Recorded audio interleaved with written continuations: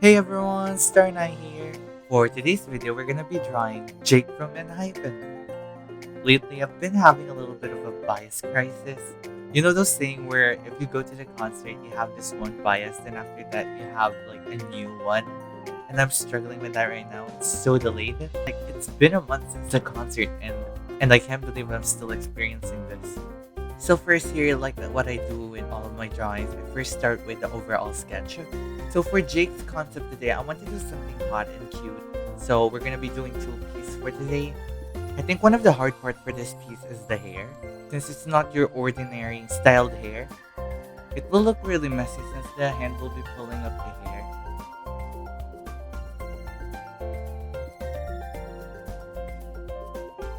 After sketching, we're now doing the base color.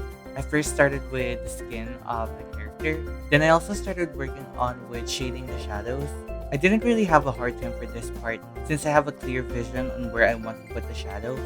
Since I want blue to be the dominant color for my piece, I added the background as a guide. Drawing Jake was really interesting. You know, out of all of the members, we had more interaction with Jake in the concert. Like he often comes close to our spot. That's why I got a really good view of his face features. Up until today, I still can't move on from the concert. I really want to see them again. So for this part, I'm starting to work on with the eyes and the lips. I first used the airbrush tool since I figured this helps me a lot to figure out the shape and the form of the lips.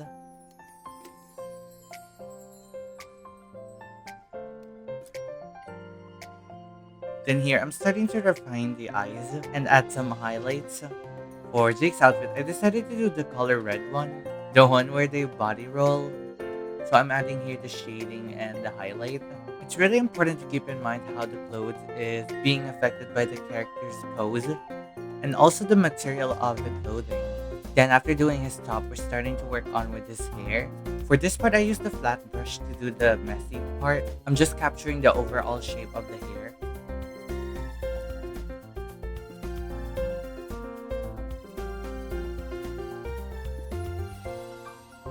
After doing the shape of the hair, we're now doing the shadows. As you can see here, since the hair is being pulled up, the strokes of my shadows are also going up.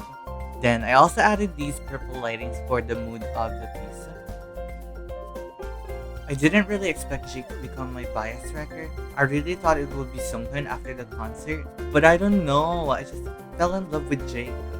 This is why I called it my bias crisis. But you know, why should I pick one when I can pick both, right? Who says we can only have one bias? I'll pick as many as I want.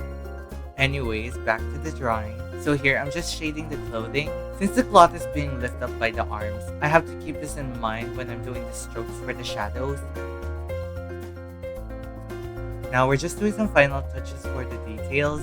I really like how I did the texture on the face. It looks more like a traditional painting. But anyways, here's our first piece for today. I'm pretty satisfied with the overall mood of the piece. So I hope you also like our first piece for today. So for our second drawing, I decided to do something really cute for Jake. Since we did a hot pose earlier, it's time for some sweet and overload cuteness. So now we're just sketching the overall shape of the pose. It's really fun to see how Jake can be hot and cute at the same time. Especially now I drew him in two different themes. So after sketching, we're now adding the base colors. The lasso tool here was really a big help. I'm really getting a hang on using it. Rendering this piece wasn't that difficult since the little plushie he's holding is almost covering half of his face.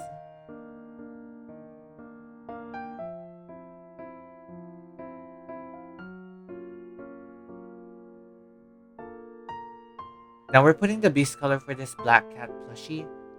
It was really fun drawing the details of the plushie. I feel like I don't usually do this often, and I just love drawing cute stuff.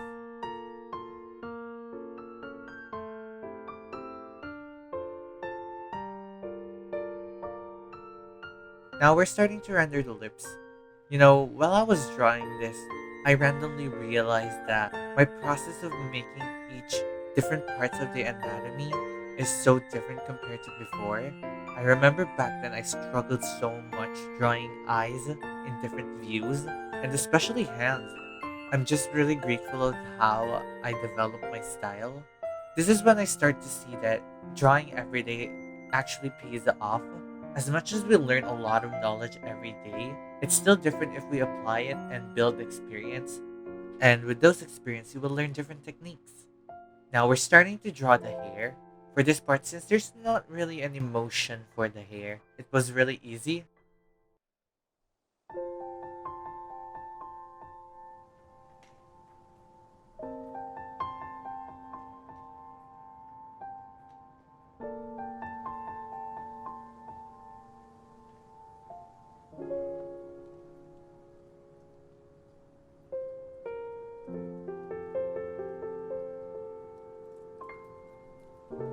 After rendering the hair, we're now starting to work on with the headwear.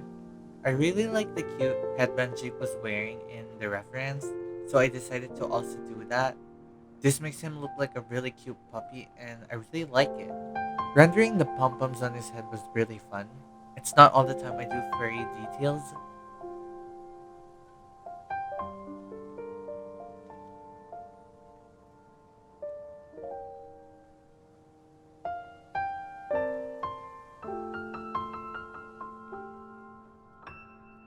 Now we're starting to work on with the overall clothes for Jake. I decided his top to be a little bit on the purple side, just to be cohesive with the rest of the colors, since I don't want different colors popping up. And to show the layering of the clothes, I also added these white long sleeves. I think I really did a good job with matching the colors of the piece all together. It was really interesting.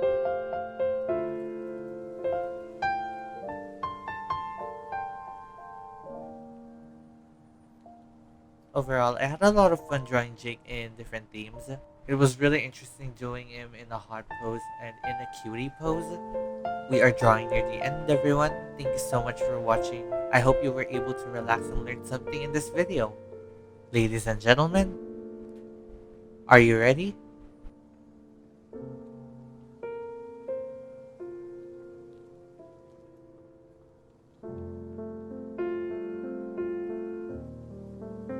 Thank you so much for watching until the end of the video.